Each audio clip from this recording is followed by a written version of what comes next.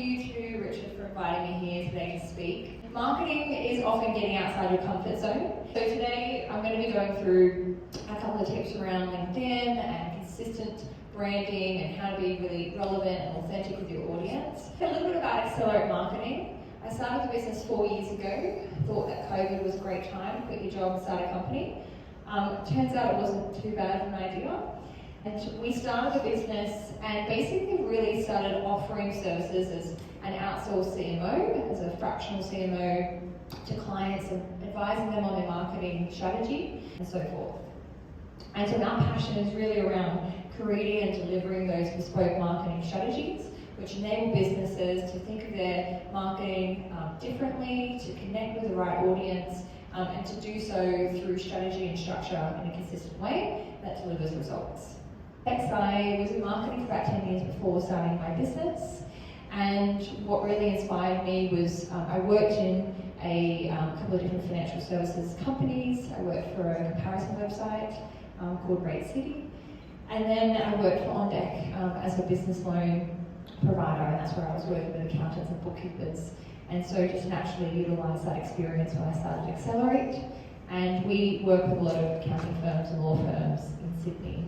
First stat, so LinkedIn has 1 billion members globally, 58 million companies, but only 4% of users consistently post on LinkedIn.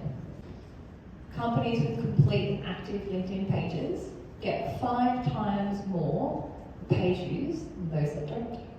Bill Gates is the most followed person. 30% of a company's engagement comes from its employees. Companies that post weekly on LinkedIn get 2 times higher engagement rate. LinkedIn is a great channel from a business networking perspective. If you don't want to have LinkedIn, that's fine. I don't encourage it for all. I don't encourage all our clients to go on Instagram. I don't encourage all our clients to go on TikTok. If it's authentic to you and your business and your brand, and it's one of the tools that you want to use to connect with others, then make sure it's updated. If you're going to do it well. Encourage your employees to be part of that. As you saw, one of the stats is 30% more engagement, and that comes from your employees. Consistency is key. Put Magazine as an example. Most people would recognise the golden arches as they drive down the highway. Maybe they've got some kid in the car that, pestering them for a snack. And so the reason why people would stop here, we considered it when we were driving, should we go to Macca's? We were starving. We know it's trusted, and it's memorable for both the name and the colour and the arches and the logo. A couple of different tips here are around your mission statement, your mission and vision. If you haven't looked at it, maybe over the past 3 or 5 years, I'd suggest it's probably a good exercise to have a look at that again and determine if it aligns with the values of your business and the employees that work for your business. Share it with people and put it on your website where you think it's appropriate. A careers page is a great place to put it if you're trying to recruit. Brand guidelines, they are really useful, especially if you're running multiple campaigns or if you are attending events and you're working with external vendors to be able to create assets, for example, the really beautiful logos of our sponsors and banners and across the presentations. That consistency of those logos and colours and all of that is really important. So brand guidelines help with that. So consistency of colours and fonts, good use of logo and variations, especially with LinkedIn and social posts. You already are posting from your page, so you don't necessarily have to have your logo on those images. Sometimes it can be a bit of overkill, and sometimes it can actually work against you. And rather than building brand awareness and recognition, it's almost like, why are they continuing to tell me who they are? I know who they are now. And also content is more shareable sometimes when it's not having an identity associated to it. People want to share the fact, they want to share the information, they want to share the experience, not necessarily the brand. So thinking about what content you're putting out and being of value. Keep a consistent schedule of content. As you saw, one of the statistics was that businesses perform better when they are posting at least 2 times a week. It's a consistent schedule, and you can do that through scheduling tools, you can do that through content planners. I've got a content planner as well. If anyone's interested, I can send you the template or talk to you about it. But create and share content that's relevant to your brand and audience. A strong brand creates loyalty and trust. So as I already touched on, defining your brand's identity. So the voice, the visuals. If, let's say for example, a law firm that we work with, if they say, we're so excited for these new regulations to come out, like it's just not the right tone of voice. Being overly casual, overly enthusiastic, it doesn't always reflect the brand of business. So you want to think about when you talk about your brand voice, what is appropriate for you. You can still be lighthearted, you can still be casual, but thinking about what is your voice, what are those visuals that they represent. I encourage everyone to prioritize taking photos of their team and utilising those in their marketing opposed to stock images. As again, it creates a more authentic experience for your brand, people know who are in your business, people then buy into the people that are supporting that. It's good to look at competitors and what they do from their kind of content schedule, and you can look into how much traffic they get to the website and what drives that traffic. But stay authentic to yourself and your brand values. Look at different ways of differentiating. It could be from the content you create. It could be from showcasing different people in your business. But culture is definitely key, and that is the biggest differentiator that you can own as a business owner. Now we've got some lovely merchandise from Michael Partners, and this is just a couple of examples of the merchandise that we've had for Excelerate over the years. It took me a long time to pick certain water bottles because as a marketer, we have the expectation that our merchandise is of high and premium quality. Otherwise, potentially our services are not. So I love this one. I have worked a lot with our clients over the last, say, 12 months to develop content, and that of video content. So the point here is that good content creates emotional equity. Now this side here, this is an example of a couple of different businesses.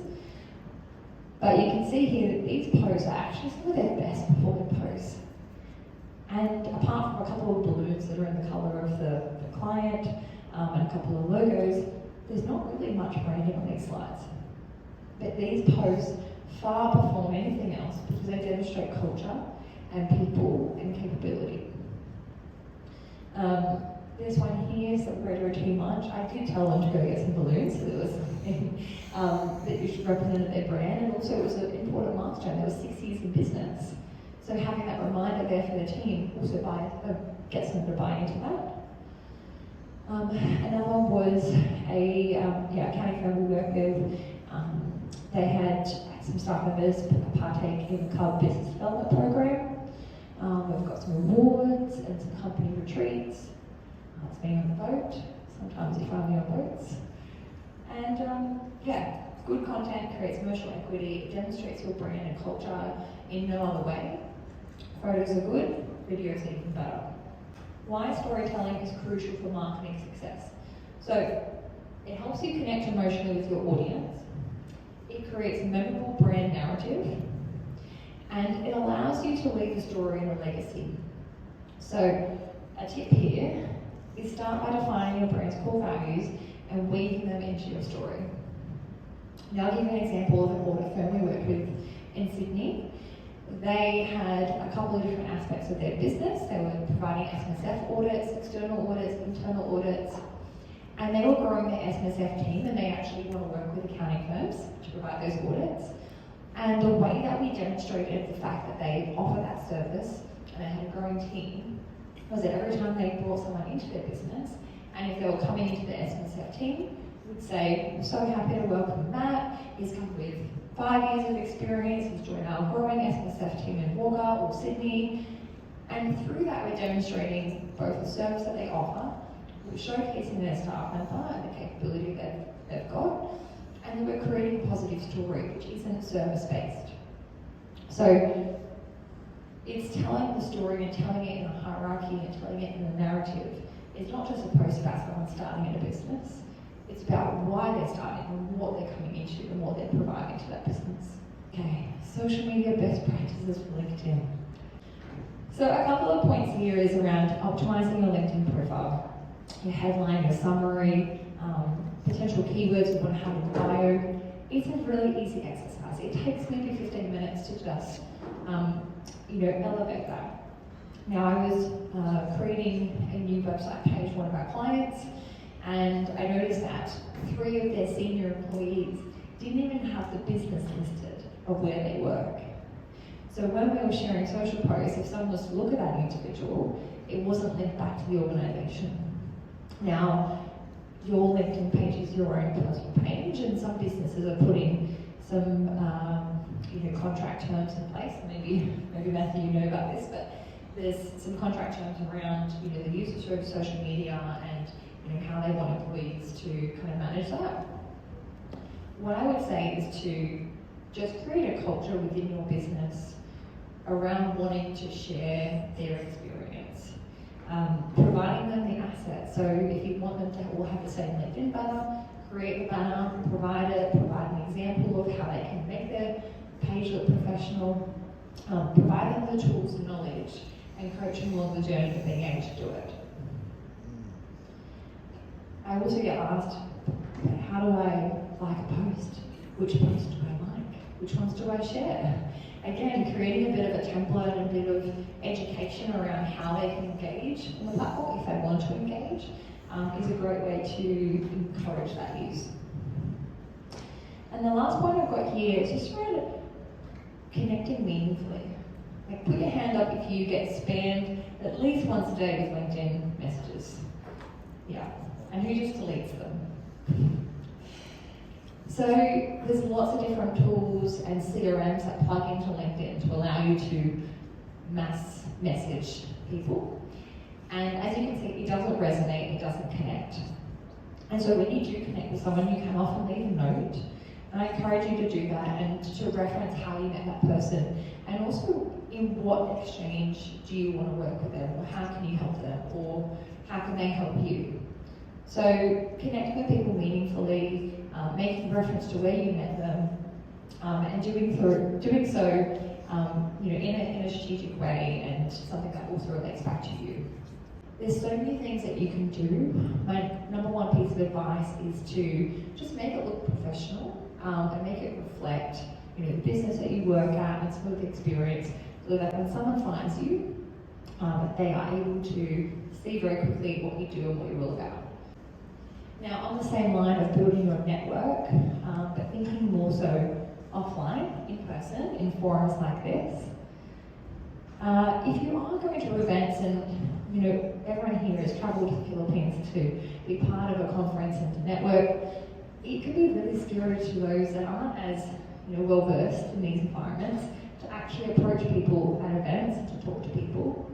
And so what I encourage for those, potentially if you've got team members that you're going to try and encourage to go out and represent your brand, is to get them to do a bit of research and prepare beforehand. So think about who are the attendees of the event, get the list of those that are going if you can. And also, maybe look at some of the objectives you want to get out of the event. So do you want to connect with more people? Do you want to learn about a particular topic? Do you want to speak at the next event? So going with an intention to the event definitely helps. Engage meaningfully. So have genuine conversations that help build your rapport. And the last one is definitely follow up. So if you say you're going to do something, definitely do it, and do it within 24 hours. Otherwise it'll slip out of your mind, you'll forget. Now in terms of communication, verbal, non-verbal, I've just said tailor your tone and vocab to the delivery to suit the audience or context. This is also a really great skill to teach your team in approaching different individuals at events. We've got a business we work with, we're an environmental business. They have lots of engineers, and they, we're basically teaching them how to engage with those who are on the same level as them, but then maybe others who are more senior and of higher executive status, and the types of ways to communicate. And then non-verbal in emails, using, Grammarly is a great plugin. If your team are not as proficient in grammar and punctuation, then using plugins to help do that for you is a great tip. And the last one here is, in order to create an edge with your personal brand, you can also define your own identity and values as you would for your business.